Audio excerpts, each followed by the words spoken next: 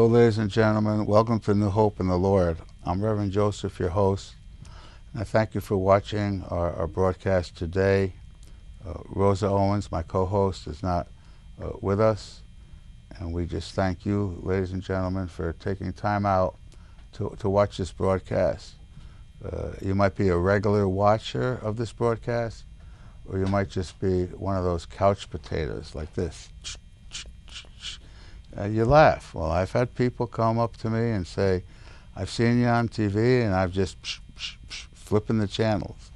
Well, let me say something to you. In God, there's no coincidence. It's always God incidents. And I just want to talk to you about your worthiness. See, the devil comes to steal, kill, and destroy. And one of his main goals is to have you think of yourself of being unworthy. And this thinking could probably start from childhood. You might have got it in your family. You might have got it from your school. And it just kept pounding in. So you don't think you're worthy. And next thing you know, it's like, well, I'm just going to do what I got to do. I'm not worthy of anything. And nobody cares about me, and I don't even care about myself. And then you get involved in situations and circumstances that are life-threatening. And unfortunately, I was at the salon this past Saturday. Got a little haircut, what little hair I have left on my head, and my beard trim. And the gentleman that was saying to me, he said, the woman that was washing hair 2 weeks ago, she's dead. They found her in a motel, overdosed on heroin. She has 2 young children. People who commit suicide, people who actually go and kill themselves, deep down inside there's something that says they're unworthy. Well, let me say something to you. Jesus died on the cross because that's how worthy you are to him. That's how much he loves you.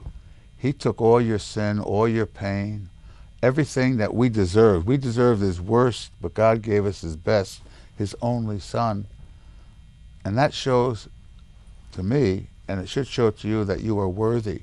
And if you reject Christ and you don't want to have anything to do with him, what it says is that you still have that mentality that you're not worthy of eternal life. Listen to me. To be absent from the body is either to be present with the Lord and he bliss forever, and we don't know what forever is because everything comes to end here on earth, or be eternally damned. And when you reject Christ, you're saying, I'm not worthy of this plan of salvation. God has you in his mind that you are worthy. Come to him and he'll change your life. He'll change your life. As our guest, Jalesa Austin, nice to see you. Nice to be here. And it's a pleasure. Yes. Growing up, did you feel that way? Did you feel unworthy? Did you feel rejected? I definitely had those experiences, especially at school. I came from a good family, so my mom, my grandparents, aunts, everyone were always there to let me know that I was loved. But at school, I always felt like the ugly duckling, like I just didn't fit in with everyone else. And what I had going for me was that I was smart. So I was, really into the books, but as far as like real relationships with people go and real friendships with people go, I felt like I could never really trust people because I didn't fit in with them and I was different from everyone else. And no matter what I did or no matter how much I thought I was like everyone else, there was always something that said, no, you're different. You're not like them. You don't fit in. And what happens? What happens is that this is a tool that the enemy uses. He uses it, Elisa, so many times, over and over. You didn't have it in the home, but you have it in school. Exactly. And in school it was bad. How many people have it in the home and school? And it makes it so worse. Now, when you were growing up in that loving home, were they church people? Yes, there were church people. From the time I was a tiny little thing, like 5 years old, I can remember my grandmother and my great-grandmother taking me to church. At the time, I was in Barbados until I moved here to America with the rest of my family, with my mom. And so I was always in church, and even in the times where I wasn't really into church, because you know, when you're growing up, sometimes you want to be rebellious and I don't want to go to church, I want to do my own thing. So that happened, but I always had my grandparents, my grandmother, my great-grandmother, and my mother even, always there praying for me, always there speaking life over me, always there, you know, encouraging me spiritually. So I didn't realize it at the time, but I did have that spiritual foundation kind of creeping in there and helping me to become the person that I am now. You just kind of enlightened me to something that I didn't know. We've had a lot of people on the show from Jamaica, and they go from their mother's womb to church. Yeah. I didn't know that Barbados people did that, because too. you're the first one that I know that I've had on the show from Barbados. Yes. So I guess maybe it might be an island culture type of a thing. I think I mean, at least when I was growing up, Yeah. it was definitely part of the culture. But I've been in America for so long, I don't know necessarily what the culture is there now. I hope it's the same, but definitely it's been that island culture that you go to church. We go to church. So how old were you when you came to America? I was 5. You were So 5. I was still very young. You know, they say that 1 through 4, I believe 1 through 5 are your formative years. So for my formative years, I was in Barbados. And then from there, I've been here and, you know, go back to visit every now and then. But for the largest part of my life, I'm 27 now. So for the largest part of my life, I have been in America. And that is the culture that I associate with. See, a lot of people we've had on from the islands, when they were in church and at home, you know, they were like towing the line. Yeah. And then I can't wait to get to America. America has a great reputation of screwing people up who are unfortunately on the line. And then once they get into America, not at 5 years old, but when they get in America older, and they take off like a 747, and the enemy just kind of gets them like that. But Jesus set so many of them free. It's true. And you know what? I think it also has something to do with just teenage years and growing up in a certain thing. And I think that it's a plan of the enemy always to grab you when you're young. So for me, I wasn't necessarily waiting to get to America. I was waiting to turn 18. Oh, you know, there it is, yeah. It's like when 18 comes, I'm out of here. I'm doing my own thing, because I just feel like as a teenager, like one of those spirits that really comes on you is that spirit of rebellion, you know, if you're not careful to pray against that yourself, because you can have people praying for you. I had people praying for me, but I didn't know that that was something that I needed to pray about in myself, that God helped me not to be rebellious. And so I did have that moment where the age came and I ran far. Do you know how many mothers or fathers that have teenage daughters or even you know, teenage sons are just now watching this and going, yep, it's ingrained. Yeah. And you had prayer behind you. Yeah. And it was still. Imagine if you didn't have prayer behind you. Exactly. Because the effectual fervent prayer of a righteous man availeth much.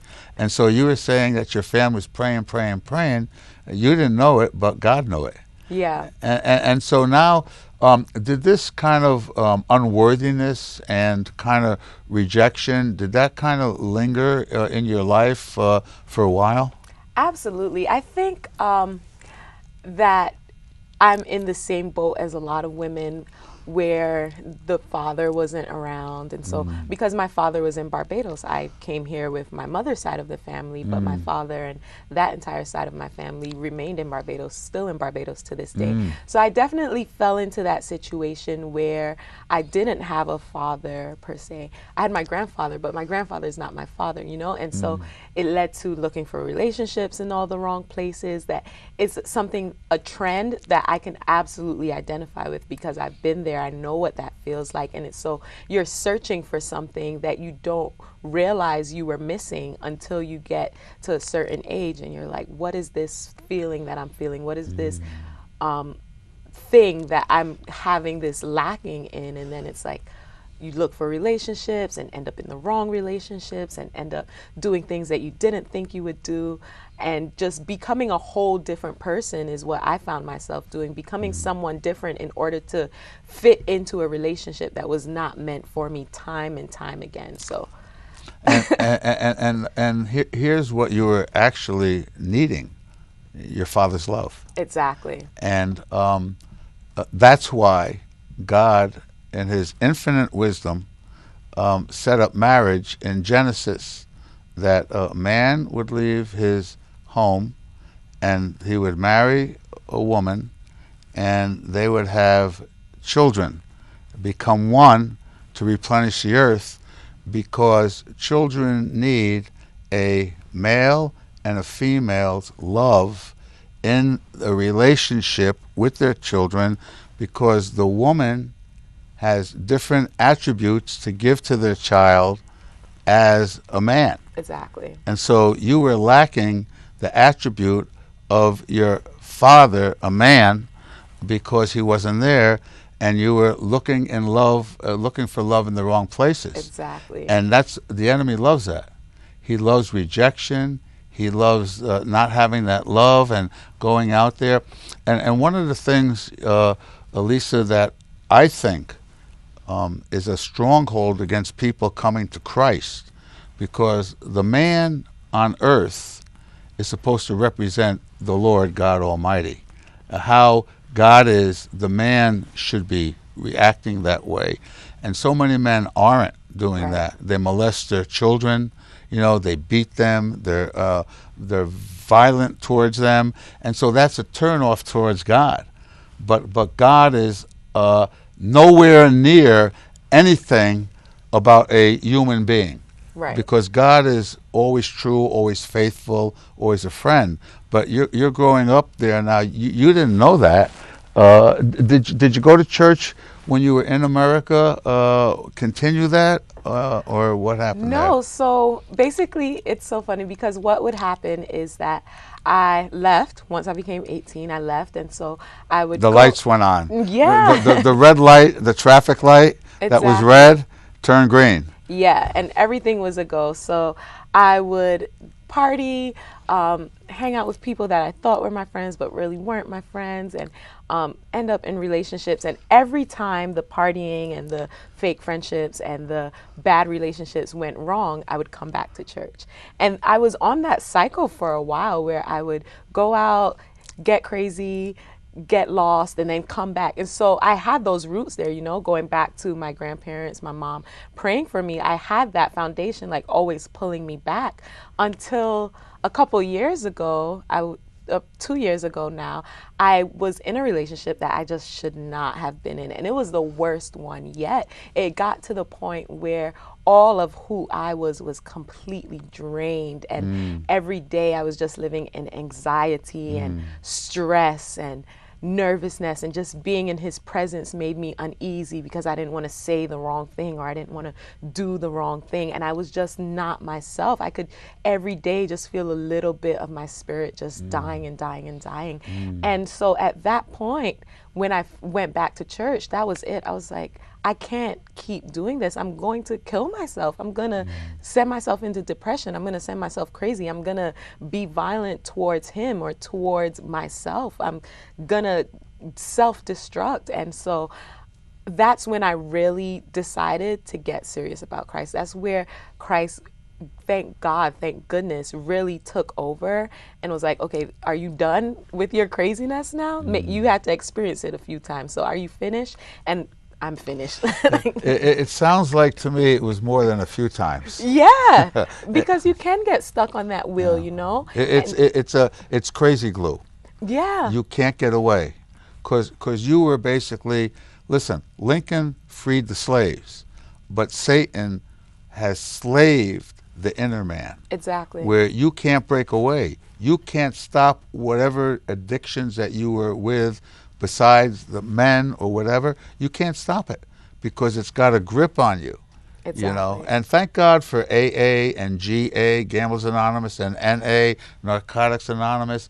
And there are probably a few that don't have Christ in their life, that have maintained their sobriety in whatever they're doing.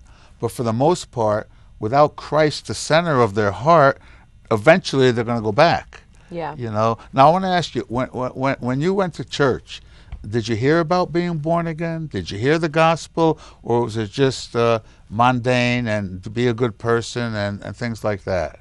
I heard the gospel. You did? I did. Yeah. And so I think sometimes we go through things for someone else. So I know that I had to go through this breaking process to learn because I knew what I should have been doing. And I think that something that happens is that when you go to church, you feel like, oh, I know what I'm supposed to be doing. I'm good. And then if you mess up or when you mess up, it's like you take it so personally because you know what you should have been doing, but you weren't doing it. And I just want anyone to know that even if you have been in church all your life, like we're imperfect and we're gonna mess up, but God is always, always there and always faithful and ready to take us in when we're ready to be serious about our salvation, you know? So I definitely know for certain that those roots that I had are what stopped me from falling off the edge. And it's just come to this season in my life where I've grown, you know, and everything is for a season. And that season of being on that wheel, going around that mountain, those 40 years, it's over. Yeah, and they went around the mountain, and they were missing the things that they had in Egypt, but the things that they had in Egypt were natural. And when they went into going into the promised land and the wilderness, they didn't have the comfort, they didn't have the food, they didn't have a place to sleep. They were sleeping in tents, but yet they had the only thing that you need, and that's God. Exactly. God was a pillar by day and a cloud by day and a pillar of fire by night, providing for them and protecting them. So basically, rejection still was part of your life until you came to Christ. Yeah. And so tell me about that day that you came to Christ, because I know that day, which yesterday was my 40th year coming to the Lord. I know that day as well as I'm looking at you. Yeah. Because it's a life-changing experience. So tell us about that day that you had. I remember going back to church, and I was sitting in the back because I was just like, I don't have anywhere else to be. I'm in a really bad place. Let me go to church. And Pastor Tudian Whitaker, our youth pastor at my church, she was preaching that day. And I remember so well, she was talking about the process that an olive has to go through to become oil. And she was talking about the pressing and that, you know, initially an olive is hard, it's bitter, it's not pleasant. And I was like, oh my God, that's me. I've become this bitter person. I've become this hardened person. Like I'm not who I'm supposed to be. And she was talking about just having to go through the pressing and the crushing and how it's a long process. But at the end of the process, you have olive oil, and olive oil is one of the most valuable oils, one of the purest oils that you can have. And I just knew in that moment that it was God talking to me, that you know, even though I had gotten to a place where I lost myself, I was bitter, I was resentful, I was hurting, I was all of the things that weren't good. He wanted to take me through this process to allow me to be something great. And I just knew, like, you know, when God is talking to you, you just know, like, no one can explain it to you. No one can change your mind. And from that moment, I just knew that, you know what? This is what I need to do. This is where I need to be. And I'm an all-in type of person. So I kind of hit the ground running, and I was like, I'm putting all that I have into this Christ thing. I'm putting all that I have into serving God and serving his kingdom and getting it right, because I don't want to continue to waste my life. I don't ever, ever, ever want to be that bitter, nasty, hurt, lost person ever again. So it was a perfect message, and I always remember it. And the perfect one set it up for you. Yeah. Yeah, because the Lord knew about that. So now you've come to Christ, and I'm sure that the bubble that was in you kind of bursted to go to people and to share about Christ. Did you start to go back to those people that you were hanging out with that were kind of the ones that you shouldn't have been with and share the Lord, or did you kind of wait a little bit, or what was your witness after that happened? So I did kind of wait a little bit, and I actually had the privilege of being able to go away to a bit of a seminary program in Rhode Island. And so I was there, and that's where I really got my passion for community outreach, for rebuilding families, for spreading the gospel through my testimony. And so what I do now is, you don't know this, but when we were talking this morning, I've recently been added to the evangelism team at my church. And, you know, the focus now is to really go out and to identify with people, let people know that they're not alone, let people know that Christ cares. And so the mission and my goal really for this year is to spend a lot of time just reaching families, reaching communities. I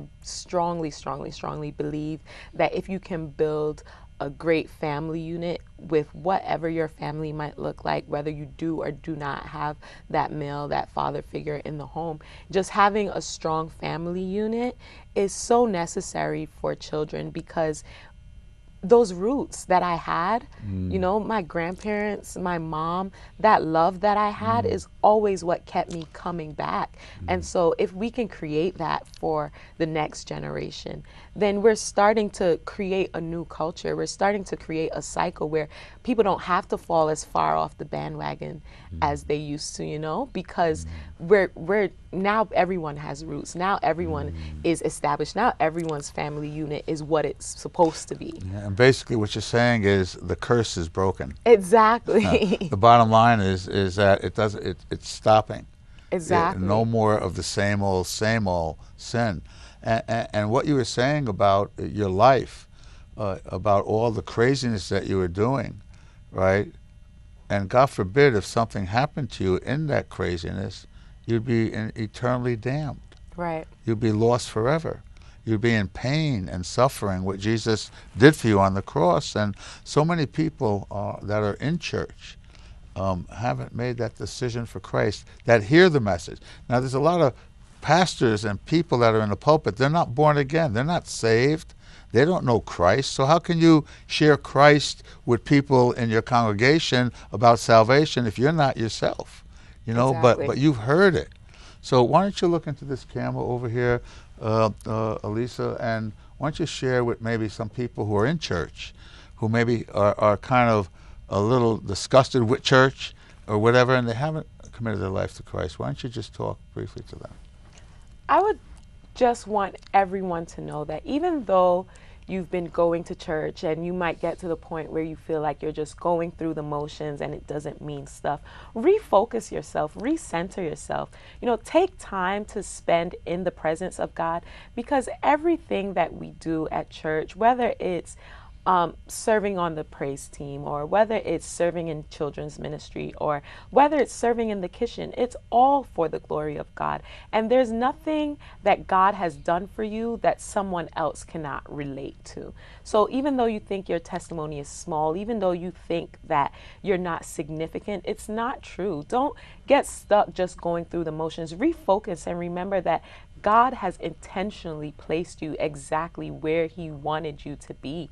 And it's our responsibility to seek God and to ask Him, what is your purpose? Why have you placed me here? What is it that you want me to do in this capacity? It's never about just being in the four walls of your church. It's always about reaching the lost, reaching the broken. The Great Commission, it's our job to make disciples. So I would say don't get stuck going through the motions, and it can happen so easily. But when you find yourself in that place, that's the time to pray. That's the time to fast. That's the time to ask God, what is it that you require of me? Because God never requires mediocrity. He always wants us to push for better, to push for more, to seek His presence like we've never experienced before. Every day should be a new experience in God's presence, because that's how magnificent He is. That's how wonderful He is. He's never going to run out of things to tell you. So don't get stuck going through the motions. Refocus.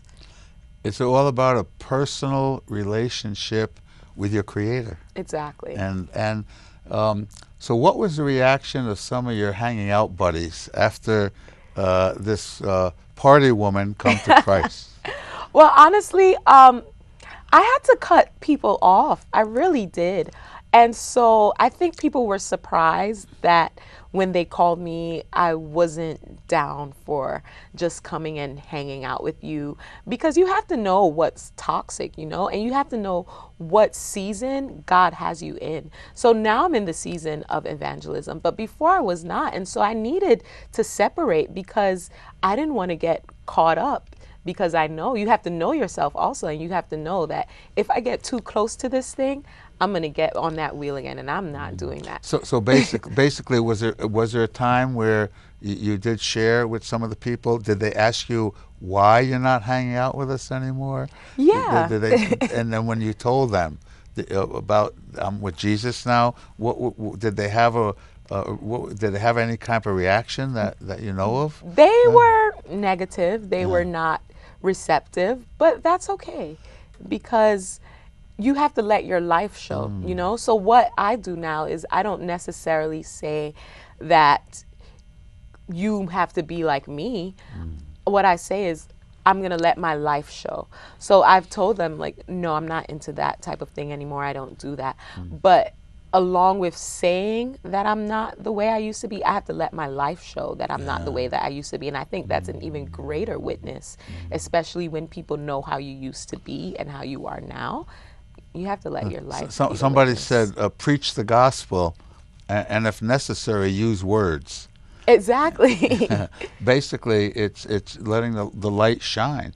So, what about your parents? Did they know? I mean, or your mom? You with your mom? Did and your grandmother? Did they know you were out there wild? And then what happened when? If they did know, then you told them about coming to Christ? They knew because I had actually moved away from home for a little while. So I was partying, I was being wild, and then when I got into the terrible relationship, I had actually moved away from home for a while. So they knew that things were really going like farther than they ever had before.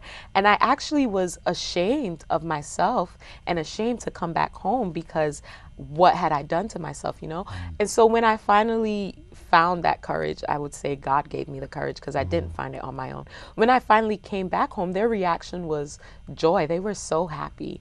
I was over in my situation thinking, oh man, they're going to be upset with me, and they're going to not be happy. But they were overjoyed to have me come back home. They're so happy. Well, that's a blessing, because a lot of parents wouldn't take their child back because of that. And they know you're saved now, and that's all, as they say, peaches and cream. Yeah. Thank you so much, Elise, for coming on the show. No problem. Appreciate that. Thank you. Ladies and gentlemen, you too can have that born-again experience. Your inside could bubble over. You see the joy on her face. It's not from things she did. It's from the joy of the Lord's her strength. So thank you for watching our broadcast today. Make the right decision. Repent of your sins and come to Jesus. Rejoice.